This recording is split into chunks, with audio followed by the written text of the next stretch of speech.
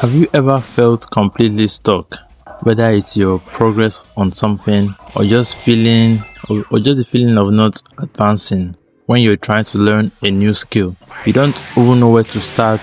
You can be sitting in a classroom or working a shift, completely daydreaming about that 3D project or game mechanic you've been planning, but you just actually can't start it. It's really easy to imagine yourself creating the next big GTA game or pixel level animation, but for some reason the execution never happens. There's this invisible wall the second you sit down at your computer. For me, I've tried, but due to my current circumstances, I just can't keep pushing the same way right now. So you just end up spacing out on your canvas or staring at a blank startup screen.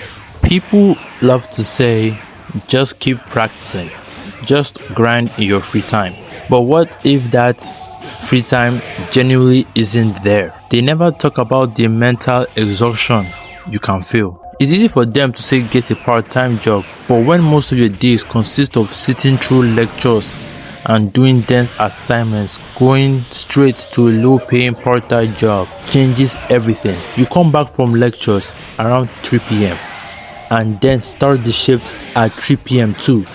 Then you finally head home at 10. By the time you get back to your room, your brain and your body are completely broken from standing for too long and dealing with all the stress that come with it. Trying to do anything after a day like that, like opening up a complex software or designing a fresh layout, is like dragging yourself to run a marathon. The main reason we can't seem to get things done sometimes is just trying to survive beats down your creativity. But then, on top of the mental drain, you have the actual physical friction. You look at tutorials online and they assume you're working on a system comparable to theirs. Meanwhile, some of us are out there watching those tutorials on our smartphones, working the phone's chip to its absolute breaking point just to follow along. If you've ever tried running your favorite PS2 or PSP games on a MediaTek Helio P35 or a similar budget processor, you know the absolute hassle. You spend hours tweaking every available setting just to watch a bad looking slideshow on a burning hot phone that eventually chokes until you just let it go. It's incredibly discouraging, but the true value comes from making what you have work. You really have no choice if you're serious about getting things done with the tools you actually own.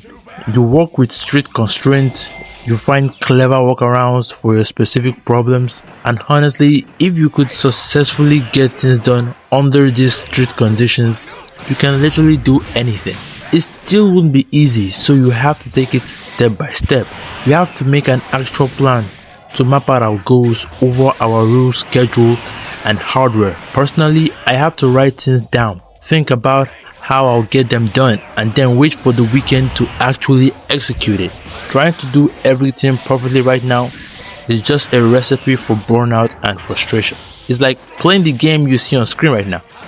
You could spend all day looking at the combo list, planning out strategies, analyzing the movesets, but you don't actually get any better until you start pressing the buttons. You might take hits, you lose the matches, but you retry.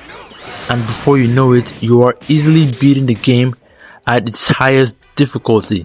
The best thing you can do right now is accept that you have. The best thing you could do right now is to accept what you have and work towards something better. Whether that's a 3D render, an animation blockout, or a canvas mockup. Your first few attempts are definitely going to be rough around the edges, but that's exactly how it's supposed to be. 6 or 7 months from now, the time is going to pass anyways. So instead of waiting for a luxury setup before you can finally follow a tutorial, try what you can follow right now. Embrace the trial and error. Look back at what you've done. Learn from the mistake and come back with a better skill set to tackle the next task. Documenting the grind from here on out, the limitations, the exhaustion, all of it. If you're out here also trying to level up under heavy constraints, each other's journey together. Comment about what you're trying to build, hit that subscribe button, and I'll catch you in the next one.